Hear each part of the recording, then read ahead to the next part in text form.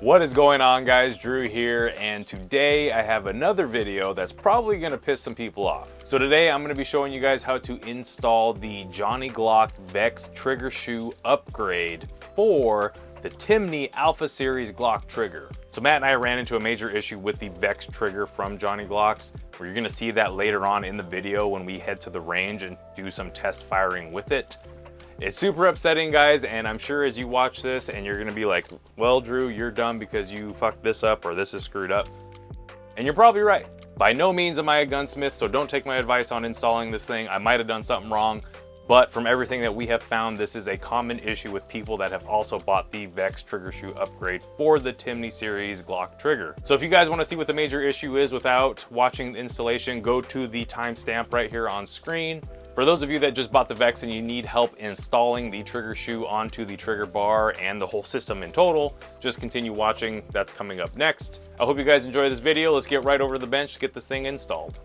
All right, guys, so this is Matt's 34. We're gonna go ahead and be replacing this Timney trigger boot right here. So let's go ahead and disassemble real quick. Make sure it's empty. Drop the hammer. We'll grab some punches. We're gonna punch out the trigger. Yep. So now you should be able to pull your slide catch out. It pushes right out. Let's go ahead and pull this whole trigger assembly out. Try not to lose any pieces. So this is the Alpha Glock series from Timney. Timney released the upgrade kit because they realized the first round of triggers was not that great. So Johnny Glock came out and he sent out the Vex trigger shoe upgrade, which we're putting in right now. Okay, so according to the directions, remove the current shoe by using 5/64" punch through the hole closest to the trigger bar. So it's gonna be this top pin right here that we're gonna be punching out. And it says you just need to punch it through enough to get the bar out. I'm gonna set it on my block here. Uh-oh. Well, I gone and did it. That's okay. So I accidentally pushed it all the way out, guys, but that's okay. It went right back in. I'm gonna tap it all the way back in just so it's in there. Nice and gentle. So now we have the trigger bar. I'm gonna open up the Johnny Glock trigger boot. So guys, what's interesting about this isn't a pin. So this is not a pin. This is actually a set screw that uses an Allen key to tighten down on the trigger bar. And the instructions say to not over tighten this. Just get it in there snug. So that's not even snug, guys. That's just flush with the trigger boot itself. As you can see, the trigger bar is locked in place. I'm gonna put some Loctite on that set screw.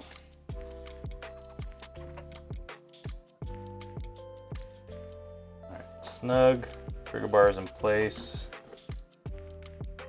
So there's that, guys. Trigger boot is on the trigger bar. Now you can see Johnny Glock's trigger right here. He has the spring retained into the boot. I'm assuming this is probably a stiffer spring for this Timney series because the reset on the red spring from Timney is still pretty poor, even with the upgraded kit that we got. But I'm gonna clean this up real quick and then we're gonna put it all back together. So also on Johnny Glock's Vex trigger is the over travel screw, which is right here. So as the instructions say, the over travel screw has to be flush with the trigger, which it is right now. I'm actually gonna back it out and put some blue Loctite on this as well. And then it'll be flush. We're gonna put it in the pistol and then you turn it clockwise, quarter turns at a time until the over travel, which is pretty much this right here, is eliminated and the pistol breaks clean. So let's go ahead and do that real quick. Loctite on it. And we're gonna tighten it all the way down until it's flush. I'm gonna call that flush right there. It actually felt it move the trigger bar, so that's perfect. By the way, I don't know if you guys knew this, Loctite is toxic. Don't get it in your eye or in your mouth. So let's put this trigger back in. It drops in. Now the tricky part that people have a problem with is the spring right here. You actually have to have, you can actually use this little Allen wrench. You have to push this out of the way to get the pin to seat.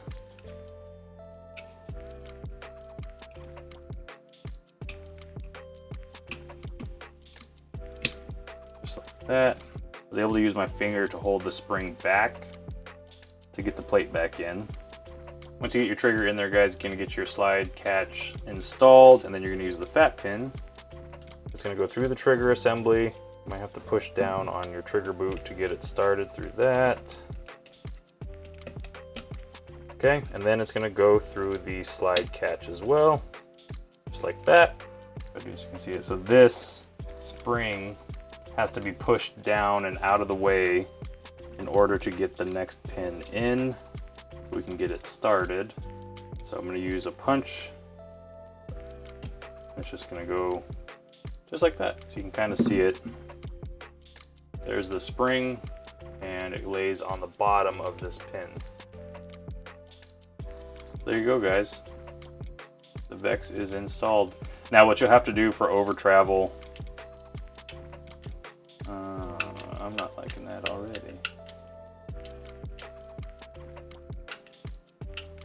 The safety catches on the frame ever so slightly. Let me get the slide on. Alright guys, so I have the pistol back together. So one of the issues I'm seeing right off the bat, and it could be just me needing to adjust something on the boot, but the trigger safety, if I get a firing grip, there's ever such a rub. The safety rubs ever so slightly in the back. So if you don't touch the safety, obviously that's what it's meant to do. It's supposed to stop right there. But the reset's better. And it seems like it's a lot crisper break.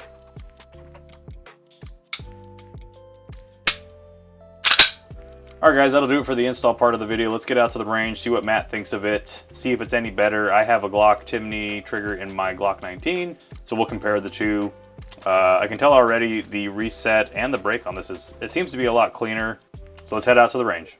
What's going on, guys? Drew and Matt here. We're out on the range, and you guys just saw me install the Johnny Glocks Vex trigger boot for the Timney Alpha series for Glock pistols. It's on Matt's 34, and during the install, you guys kind of saw the trigger safety is kind of hanging up on the frame. And I tried to fix that with the over travel screw that is included in the trigger boot, and it didn't seem to fix it one way or the other. So I completely reset the trigger to what I thought was the best pull, but we're gonna take a couple shots with it and see if we like it or not. I mean, kind of off the bat, we both kind of agreed that that trigger safety problem, it's an issue. So yeah, we're gonna take a couple shots and give you guys some feedback on what we think of this Johnny Glock trigger boot. All right, let's see how it works here.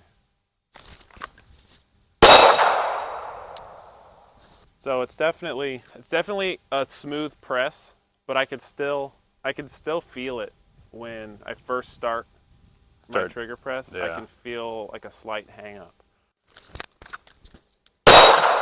Like I felt it and heard it that time. It's already starting to wear into the polymer. On the frame itself or the trigger? Yeah, on the frame itself. I can see a little hair of polymer. The safety itself feels stiffer to press than like the normal Timney. Yeah. I feel like it's too long. I think that's the issue, is that the safety is too long. There's so much of it behind the trigger, and you're pushing that safety in while the trigger's moving rearward, and it's hanging up. Mm. The faster I run the trigger, obviously, the less you're gonna I notice feel it. You hear it? Mm-hmm. I can hear it. Like that's it rubbing on the polymer. And obviously I can work the trigger through that, but why did I spend all this money on a nice trigger that I'm supposed to have a smooth press, and now I'm having to press through grinding polymer down on my frame?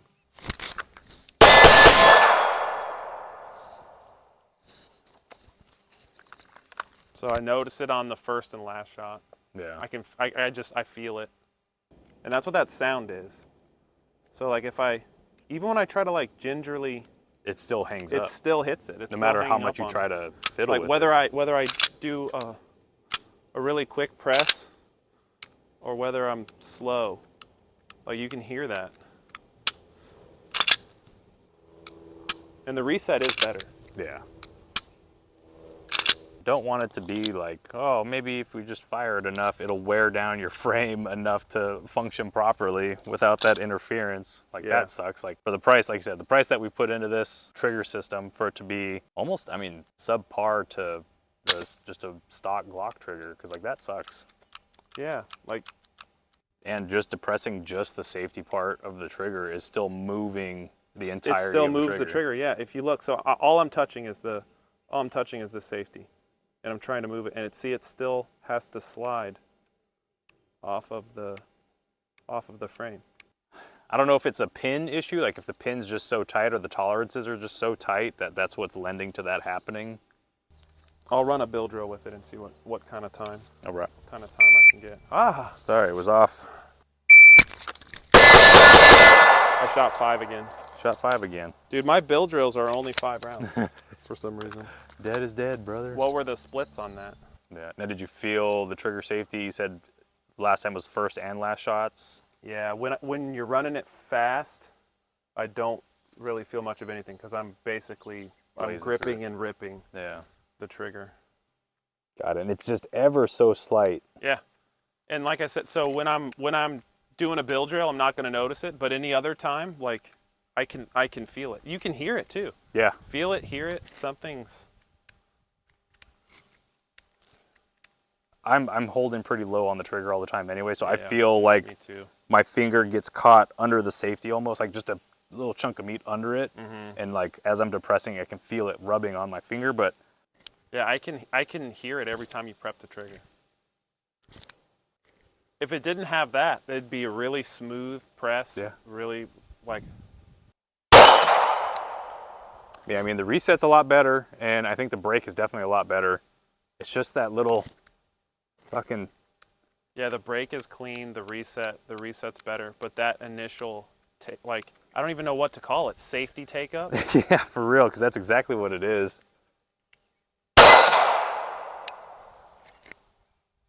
It almost sounds like you're deactivating a thumb safety or something. Yeah, like you're every just like time when click. Yeah. You'll think about that while you're shooting it. Yep. You know. Yep. And that can throw you off too, because now you're not even focusing on just your fundamentals. You're having to worry about, can I make sure that I'm going to defeat that trigger safety? Or even just that slight bit of hindrance. Yeah.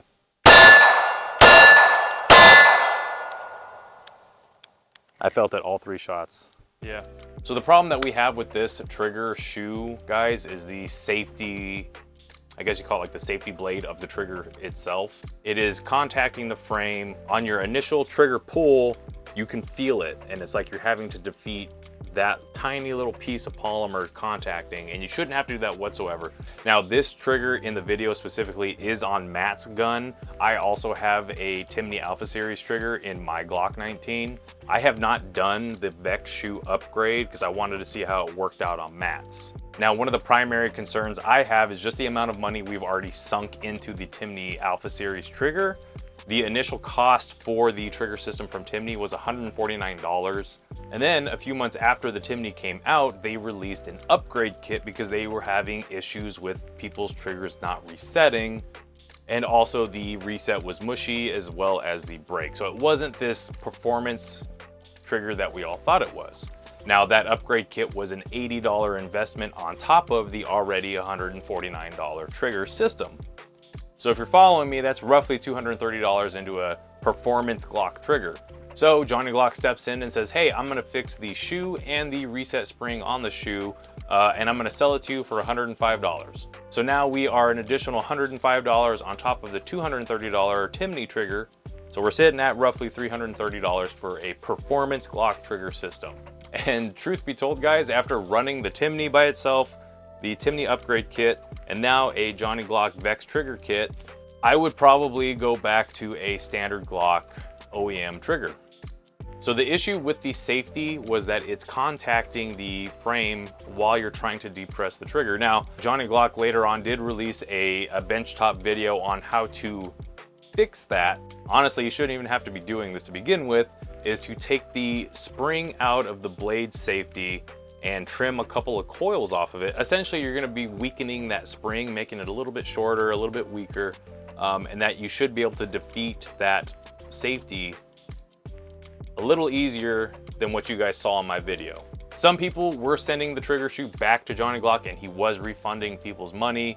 There was also a time where he was saying that he switched manufacturers, which could have also been a reason for it. I don't stay up to date with all the little nitpicky shit like that, like the who's producing what for who. If you guys know and you think you can help out other people, put it in the comment section down below. It'd be really helpful for a lot of us that run these triggers.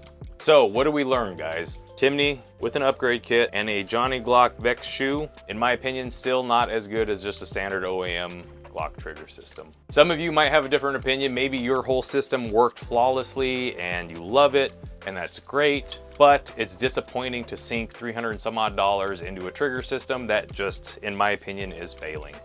All right, guys, that's gonna be it for the video. Thank you guys for watching. Sorry if this pisses some of you guys off that probably love this kind of stuff. Love the Johnny Glock, love the Timney, blah, blah, blah. This is just my personal experience. Like I said in the beginning, I'm not a gunsmith, I'm not an armor. I'm just your average Joe working in his basement on his pistols and whatnot. Make sure you guys subscribe. Thanks for watching, guys. We'll catch you in the next video.